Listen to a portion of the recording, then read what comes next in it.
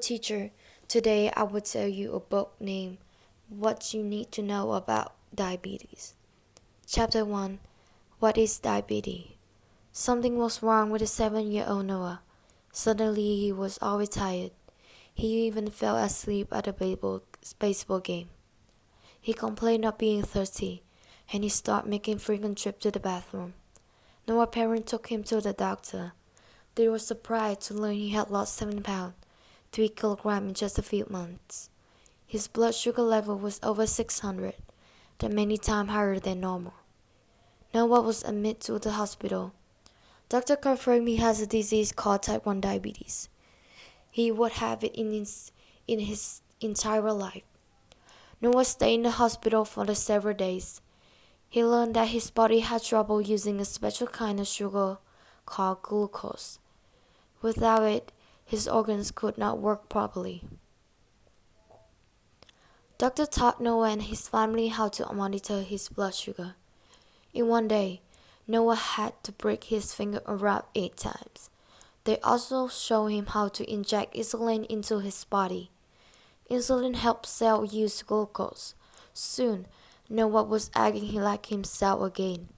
His diabetes would never go away, but it also will not stop him from living an active life. Insulin and diabetes. When you eat, your body changes some of the food into the sugar. This sugar is known as glucose. It enters your blood, then a hormone called insulin is released. Your cell open up and absorb the glucose. Your cell change the glucose into energy. This is the sugar cycle. Your body needs energy for everything, from thinking to playing. Glucose can also be stored for later use. Sometimes the pancreas does not make enough insulin. Sometimes the body cannot use insulin. If the body cannot absorb glucose, it will build up in the blood that can result in diabetes. This disease could cause damage to organs such as the heart or kidney. It could even result in death. History of diabetes. The first people to describe diabetes were in the ancient Egyptians for more than 3 years ago. For many years, people showed signs of this disease. They were tired and thirsty, but no one knew how to help them. In 1776, Dr. Matthew Dobson proved that diabetics had extra sugar in their blood and urine. Then in 1889, scientists want to understand the role of the pancreas in digestion. They removed the pancreas from a dog. The animal developed diabetes.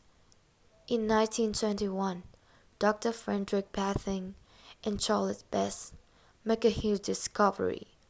They learned that insulin from a cow pancreas could be used to treat diabetes. Because of that, millions of people can live long and healthy lives. Chapter 2. Types of diabetes. There are 2 main types of diabetes, type 1 and type 2. Type 1 was once known as the juvenile diabetes. That is because most people who have it are under the age of 20. In the United States, about 20% of kids with diabetes have type 1, but only 5% of all diabetics have type 1. Type 1. Type 1 diabetes is a disease of the immune system. This is the system that fights off illness, but sometimes it does not work properly. Then it attacks healthy cells. Scientists are not sure why this happens. A virus might trigger the start of the disease. As the immune system fights the virus, it might create antibodies. This substance cannot tell the difference between virus cell and healthy cell, so they may attack both. In type 1 diabetes, the immune system attacks the pancreas. It fights the healthy cell and creates insulin. Eventually, the pancreas will make little or no insulin. This means the body does not get the insulin it needs. Type 2 diabetes. Type 2 diabetes was once known as adult onset diabetes. Most people diagnosed with this illness are older than 20, but more and more children and teens are developing this disease. About 22% of kids with diabetes have type 2. Type 2 diabetes is not a disease of the immune system.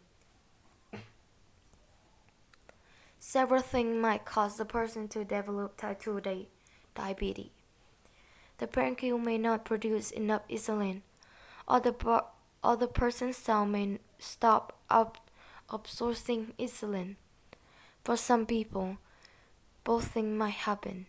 Type 2 diabetes can often be prevented. Most people who are diagnosed with type 2 diabetes are overweight. A healthy diet and regular exercise may help prevent type 2 diabetes. Living with diabetes. Kids with diabetes must follow their doctor advice.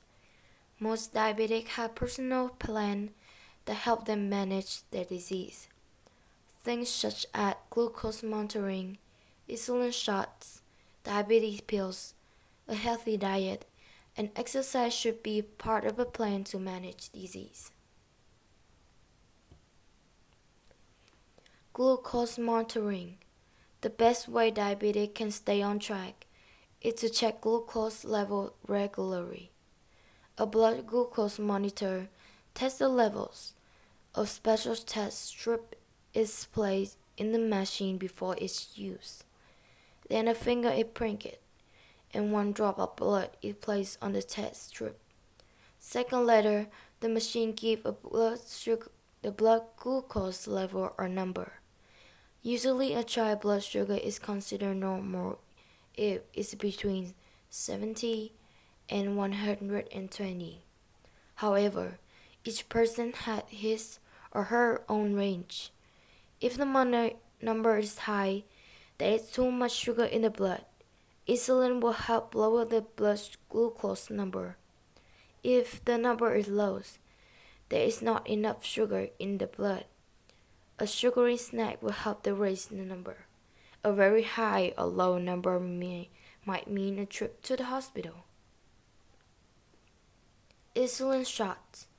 Type 1 diabetes must use insulin. Some type 2 diabetics also use insulin. Most diabetics need to use insulin several times a day.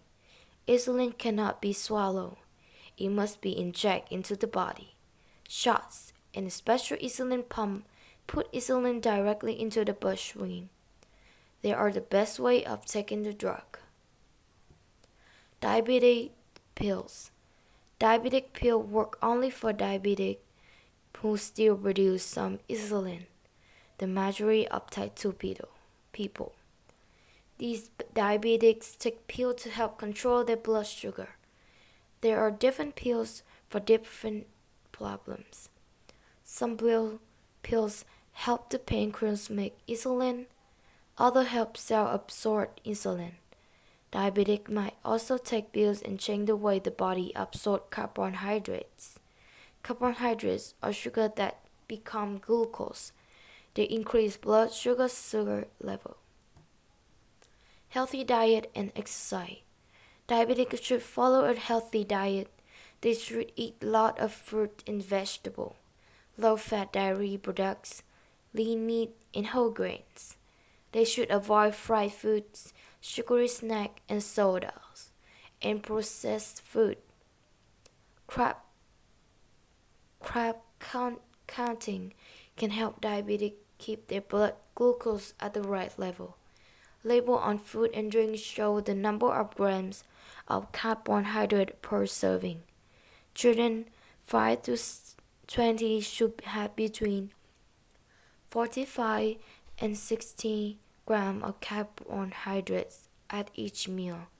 Children older than 12 should usually have between 45 and 70 grams at each meal. Many diabetics also use this glycemic index to see what they should and should not eat. The index uses numbers that rank food by how they affect blood sugar. Food that have a high GI will raise blood sugar more than food with a low GI. Many fruit and vegetables are low on index, while bread and starchy food, such as potato, have high GIs. Supporting in managing diabetes. Managing diabetes is hard. Diabetic often need support.